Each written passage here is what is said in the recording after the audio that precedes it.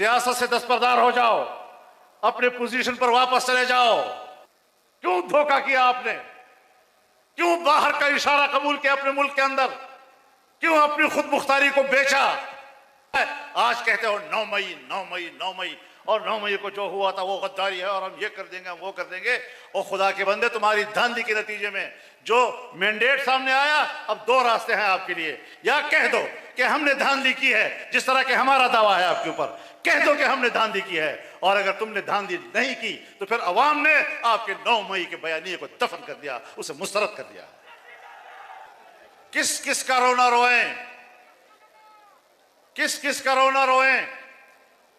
हमारी अदालतें भी, जहां हम इंसाफ की उम्मीद से उनकी खिदमत में हाजिर होते हैं, न हाजिर हों तब भी हम गुनाहगार, और हम हाजिर होते हैं तब भी 50 साल के बाद सुप्रीम कोर्ट मुझे कहती है कि वो 50 साल पहले जिस सुप्रीम कोर्ट ने जुल्फकार अली भुट्टो को फांसी की सजा दी थी वो गलत थी।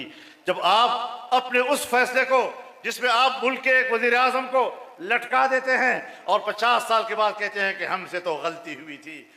हम आईन की जुबान में बात कर रहे हैं, तुम आईन को कबूल कर लो, आईन के मुताबिक जिंदगी गुजारो, आईन के मुताबिक जनरल रहो, आईन के मुताबिक फौजी रहो। मैं सबसे ज्यादा आपका एहतराम करने वाला हूं। अगर मैं फौजी नहीं बन सकता, अगर मैं फौज की वर्दी नहीं पहन सकता, और मेरे लिए जायज नहीं है, मेरा आईन और कानून मुझे इसकी इजाजत नहीं देता, आप कौन होते हैं कि मेरा लिबास पहनकर सियासी मैदान में आकर सियासी किरदार अदा करो? दोस्त धमकी नहीं चलेगी।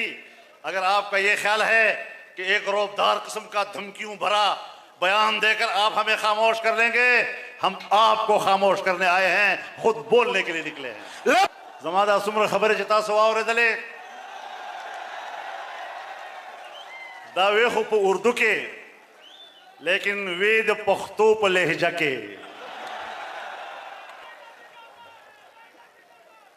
औस्तासो तरफ ना जदोई दा खबर कौम जमादा खबर उर्दू के वे दादा पख्तो पजामा के वो गोरे दा सर च जिसम माने बरा खकारी दा इज्जत वाड़ी इज्जत और च इज्जत नहीं बे लरे का जिसम बोझ दा।